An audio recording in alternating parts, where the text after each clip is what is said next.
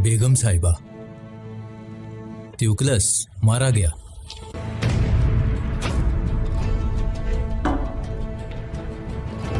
कैसे?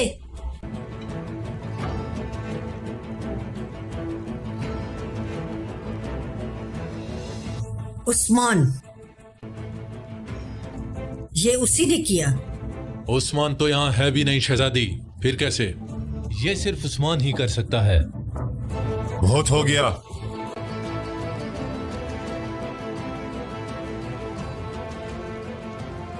तुम्हारे गवर्नर को भी पहले के गद्दारों ने कत्ल किया। हम तुम पर भरोसा करना शुरू हो गए थे। अब इस पर बातचीत अदालत में होगी दुनदार साहब।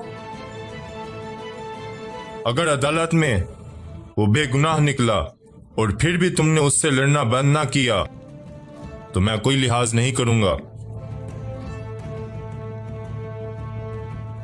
जंग हुई तो जंग, अमन हुआ तो अमन। पल्ले बांध लो तो अच्छा होगा।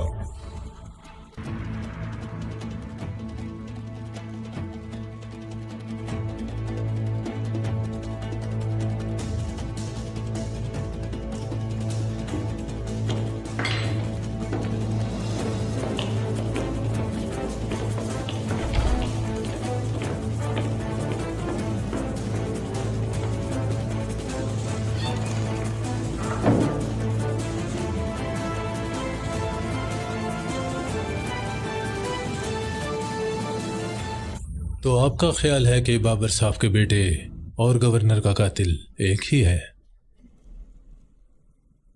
आप इसी वजह से किले में गवर्नर से बात करने गए थे, है ना? बिल्कुल।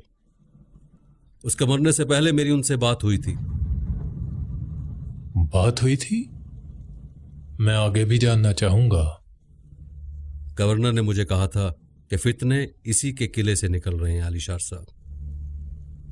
उसे मुझ पर एतबार था, ना अपनी बीवी ना कमांडर कालानूस पर।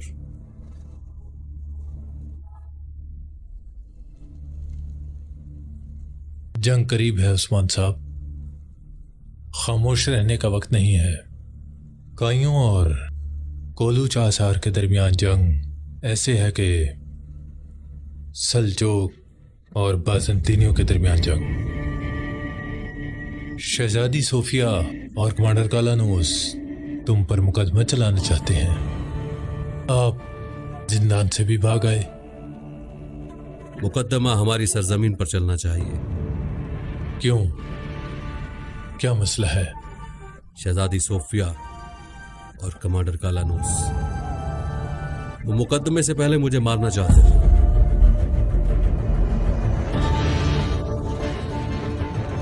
आपको इसके लिए ठोस सबूत देना होगा। आप बेफिक्र हो जाएं आलिशार साहब। आप क्या कह रहे शुरू हैं होगा तो उस्मान सब साहब? देख लेंगे। मैं साबित कर दूंगा कि कातिल वही दोनों हैं। आप क्या कह रहे हैं उस्मान साहब? आपको अंदाजा होना चाहिए कि बात कहां तक जाएगी। जब मैं हक पर खड़ा हूं तो डरना उन्हें चाहिए, मुझे नहीं।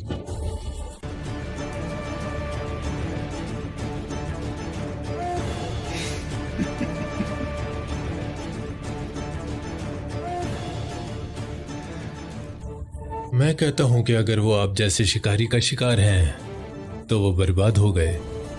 अगर हम इन दोनों गीदड़ों को अपने शिकार के मैदान में ले आए तो मैं उन्हें तोते की तरह बुलवाऊंगा। आप मुझ पर मुकम्मल एतमाद रखें आलिशार साहब। मैं जुबान देता हूं उस्मान साहब, आप बेफिक्र रहें।